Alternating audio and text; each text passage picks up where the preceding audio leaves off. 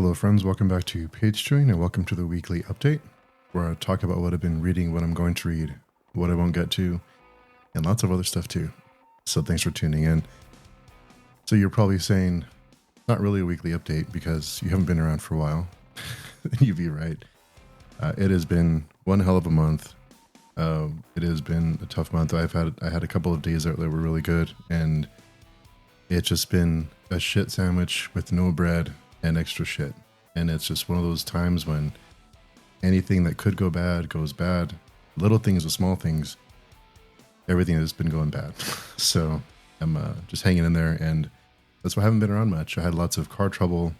I had this vehicle that I bought in February. I had lots of problems with it. I ended up with a new vehicle, or new to me vehicle, and it's just been more headaches. So it has just been, and it's tough when you have vehicle problems, like car problems, and you don't have anyone to help you or like drive you around. And I hate feeling like a burden on people, so I try not to bother people. But it's been tough. So that's why I haven't been recording weekly like I should be. But I am here this week. So let's talk about what I've been reading. And really quickly, I want to shout out to Winnipeg. I noticed someone or maybe multiple people from Winnipeg download the podcast consistently. I want to say thank you, whoever you are. Get in touch, and maybe I can send a t-shirt or I don't know, something, because whoever is out there in Winnipeg, thank you for supporting the podcast. I try to keep up with the location data for the podcast and for the website, and it's very insightful, and it's also a little confusing sometimes, but it is very helpful to look at that kind of thing, for me anyway. Depressing and helpful at the same time. And those of you who have created content and look at statistics and your data, I think you know what I'm talking about. But anyway, with all that said, let's get to the reading portion, which is what all of you are here for. So I have been reading Memories of Ice. We are reading this with the rest of the page burners. And I am really up and down on this book. And the first time I read this book, I was really confused. I chalked it up to being a mass market paperback. I don't know how, those of you who read mass market fantasy books, like 1,000-page fantasy books in mass market format, kudos to you. I don't know how you do it. But I really struggled with it, and I thought it was because of the size, because it was really hard to read, and I do everything I can to not break a spine, which is ridiculous, but I don't know why. Just one of those things, the sound of a spine breaking is just, hurts my soul. So anyway, I thought it was that, and I kind of thought, well, maybe I'm just not, I was really confused, and I could not keep up with all the characters. And this time around, with reading with the group, I am doing better, but there are so many characters. They are everywhere, and there's so much lore and types of characters and old characters and gods and Warrens, and there's just so much stuff going on. And there's a few characters that I really, really latched onto, and I won't discuss them here because I don't want to spoil who's alive in this book. But there's a few characters that I really enjoy, and when they show up, I'm excited to read them, and I feel like, okay, I can relax a little bit. I can just enjoy the story. But for the rest of them, I just get lost, and and as soon as I feel like, okay, I'm kind of getting the hang of who's where and who's doing what and who's lying to who, there's like 3 characters that are introduced, and then the names are similar to other characters. Yeah, don't get me wrong, I enjoy the book for the most part. I mean, it's other than being confused, I enjoy the writing.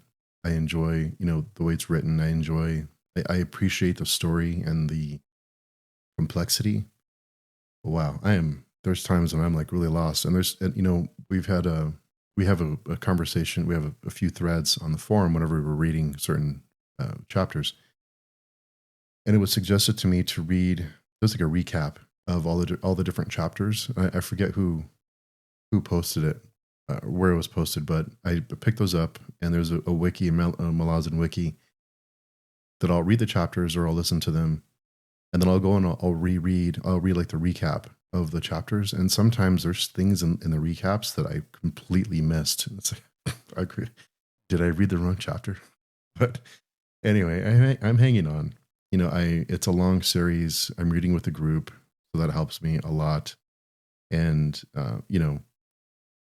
it's neat seeing people who are picking up the series and listening to our conversations as they read. So if you're one of those people, thank you for doing that, first of all, and I hope that it helps. There's still people reading the Second Apocalypse that pick it up and tell me that they're watching one of the reads that I did, either the first one with Daniel and Katerina or the second one we did last year. And it's almost time to pick that series back up again. And I was thinking about doing a reread for rereaders with all the spoilers and everything as we read. I would love to read The Darkness That Comes Before again. And it's time. So I might start planning that here soon. Also, The Words of Light and Shadow, that is still coming up too, probably sometime next year. And we'll be starting that back up again. Read that series too. So lots of, there's always something going on. There's so many good fantasy stories I want to read. And it just sucks that they're so long. It's tough.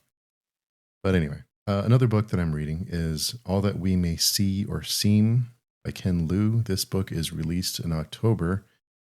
And I have an arc of it that was sent to me by the publisher. So thank you if you're listening. And I read this when I was waiting for my car last Monday. I had to sit at the dealership for a couple hours waiting for my car to get fixed. Long story. But anyway, it came in handy because I hate to have my phone out and, get lost in nonsense on my phone. So I took the book with me and it's a page turner. Basically, it's about a woman who lives in this not so distant future. She's kind of lives on the fringes, digitally speaking, because everything is managed by AI bots. Everything is recorded. There's no privacy. Whatever you put on online, people you're categorized, and all of your life is online. The government and certain corporations are in control of all this data, and you cannot get away from them. It's kind of like a nanny state where you're being like a big brother kind of thing. And this woman is kind of a kind of a stereotypical down on her luck, kind of messy, kind of, trying to survive. She doesn't pay her bills. She's a hacker, that kind of thing. But there's lots of interesting ideas that are presented with this book that, the kind of like, your digital footprint and what you put online, the information you put online, and how that can all be used against you. And I thought that was really insightful on, kind of like, it doesn't seem like a very distant future. A lot of these stories that seemed dystopian 5-10 years ago seem either this is what it is now, or, we're not far away. Just look at a movie like Her with Joaquin Phoenix. That's now. I mean, not to the extent of the movie, not to the extent of the AI software that was in that movie, but we have people. I don't know if any of you saw this. There are people who are marrying their AI chatbots, and they're willing to leave their partners for an AI chatbot. It's insane. So those of you who want to check that out, there was a segment on the Today Show, or one of those morning shows, about a man who fell in love with his AI chatbot, and he refuses to give it up. So even for the mother of his children. So yeah, there's that. So anyway, also I'm reading Cities of the Plain. It's the third book in the Border trilogy, and this book, I won't say too much about it because I don't want to spoil it. And I do think what I knew about it going in was kind of a spoiler, and I'm disappointed that I went into it knowing certain things. But it is a story that I feel like it's tying everything together in a way. It's just doing it really slowly. I'm on chapter 6, and I'm not sure where it's going. But I mean, I enjoy the story. There's just lots of talking. And the first 2 books, there was talking, but just people sitting around kind of bantering. But this one, the story-wise, it's just not moving along like I was expecting it to. I'm not sure where we're going, but I'm excited to see how it ends, because McCarthy, so far for me, is really good about ending a story. a lot of writers can't end a story. Stephen King. Stephen King fans don't come. I'm kidding. Anyway, but not really. So McCarthy is really good at finishing stories. The end of The Crossing kind of ruined my day. It kind of made me rethink life in a way, and it kind of made me reevaluate things. I know it sounds corny, but it's true. That the end of that book, I read it and listened to it numerous times, and it still gets me every single time. Doesn't happen very often. Wow, the end of that book was really good. So also reading a lot of comics, of course, for Panel Chewing. Those of you who don't know, every week Jared and I come and we talk about our weekly pulls, which are the books that we buy that week. And we talk about them, and then we talk about our favorites. Lots of great books. In fact, one of those books was the book of the month for me, comic book of the month for me, because I didn't finish any other book. I think The Crossing I finished in July. But anyway, Spectrograph #1 by Distillery Comics. Distillery is kind of an independent, creator-owned. Well, it's not kind of. It is a creator-owned publisher that prints their books in like this magazine style size, and they're a little bit bigger. They're about 60 pages long, when the normal comic book is 25 to 32, give or take. But it's a story about a woman who is a real estate agent who is trying to sell a house, and this house is not what it seems. It is a machine and not really a house. And I won't get into why, but it gave me some serious House of Leaves vibes reading this one. And I love House of Leaves. That made me happy. But there's also another element in the story with the real estate agent, who is also a mother, who made some very questionable decisions. So, they're in this house and all these weird things are happening. It's horror. It's like a science fiction. It's a horror drama book, I would say. The art is really good. I love the format for this kind of thing. And those of you who are looking for something that's not superhero crap or, the same old stuff, there's lots of great stories out there that aren't superhero related at all. So there's lots of stories that are being told that are really, really good. And it's just too bad that more people don't know about it. So I'm here telling you about it. Also, we are reading the Chris Claremont run of X-Men with Jared, where it's available on Hoopla and Libby, and we talk about 2 episodes per week. And it's fun to reread books that I read probably in elementary school, reread them now as an adult, and how goofy they are, but kind of how silly they can be, and the differences now in comics that are written now versus then, just how much the industry has changed. So yeah, so if you'd like to read with us, it is free. If you have your library card, you can sign up for Libby or Hoopla and read with us. Come and enjoy the fun. So this week on the podcast, we do have the Berserk episodes being posted. These are from a while back, but I have them scheduled to post on this podcast. Also, I will be discussing Cities of the Plain, chapters 3 through 6 this week. And also, I am about to go record the Friday conversation with Jose. So that'll be posting on Friday. And also, what else am I forgetting? I just had it in my brain. Oh, also, the Page Burners episode last Tuesday, we record on Tuesday nights, and a few people couldn't make it, or they weren't caught up with the chapters yet. So we decided to wait to have everyone available. So there'll be no episode posting this week. We are going to record those episodes, or chapters 22 and 23, on the podcast next week, because we're recording that Tuesday. We wanted everyone to be there for chapter 23, to have the gang together to discuss that chapter. So no Page Burners episode this week. So in addition to, sometimes when, I think some people can relate to this, when your life is a complete mess and you have trouble reading, like you have trouble concentrating on what you're reading, or you're not really absorbing the material because your life is a complete fucking mess. It's hard to read sometimes when you feel that way. And that's been kind of me lately. So, I've been doing a lot of audiobooks, because I've been taking drives on Saturdays just to see different cool things around the state. listening to audiobooks, and that's how I've been getting my reading in that way. I don't hate to call it reading because it's not really reading. I know. Don't let's not go there. Anyway, that's how I've been getting my chapters in. How's that? I don't want to get into the is our audiobooks really reading conversation. It's just kind of, but I'd love to have that conversation one day, like a serious conversation.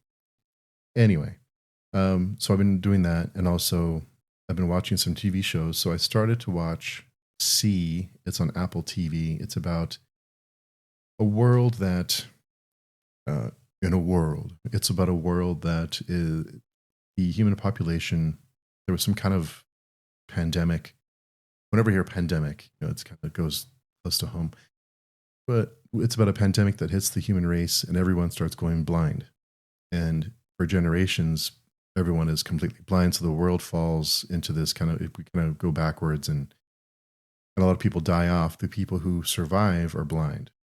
And there are rumors of people who can see, but it's kind of like this boogeyman kind of thing where, you know, they're kind of considered heretics because they can see, and some people consider them heretics, or they consider them gods. Depends on who you are, but it's humanity reforms in these, like, in these tribes. And it's interesting to see how the show gets around that, and how people who can't see can rebuild, and who can form these communities, and know how to fight and know how to defend their lands and all those kind of things. It was really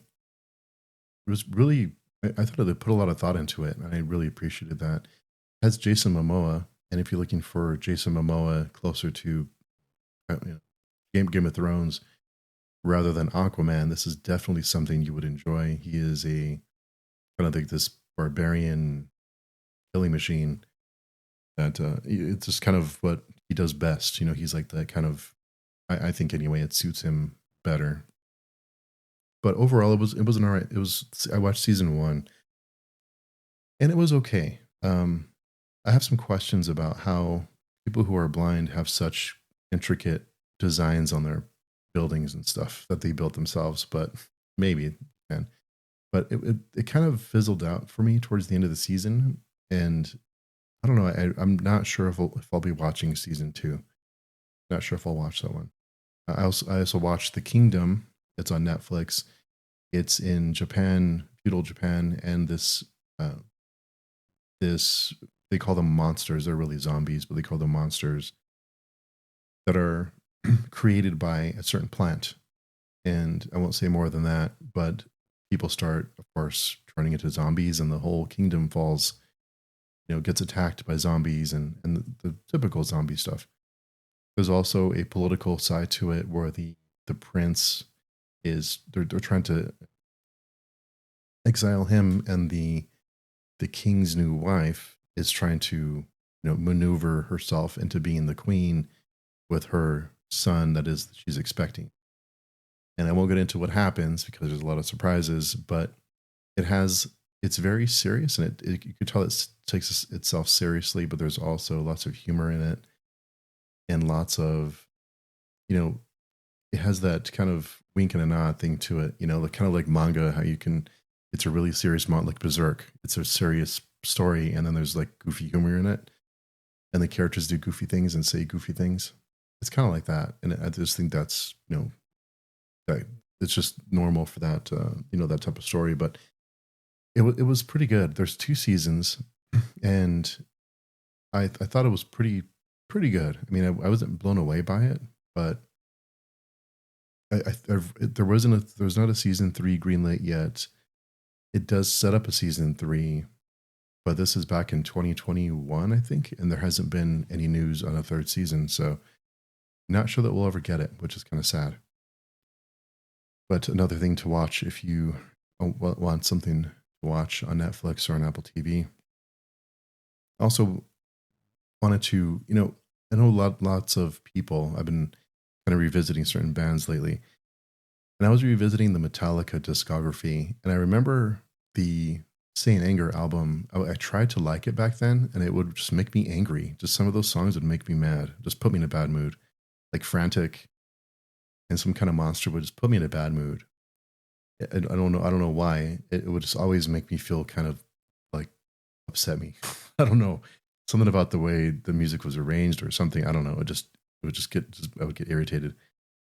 But I've been kind of reevaluating and revisiting that discography, and I've been kind of thinking back to the '90s and thinking back to their, if it was Loaded. It was their '90s album. They came back after having long hair and these big rockers. They came back with short hair and like fish nipples and kind of like this emo thing where they're completely different style. And I know I was never really a huge Metallica fan, but it was even jarring for me. Like, who are these? Like, what happened to them?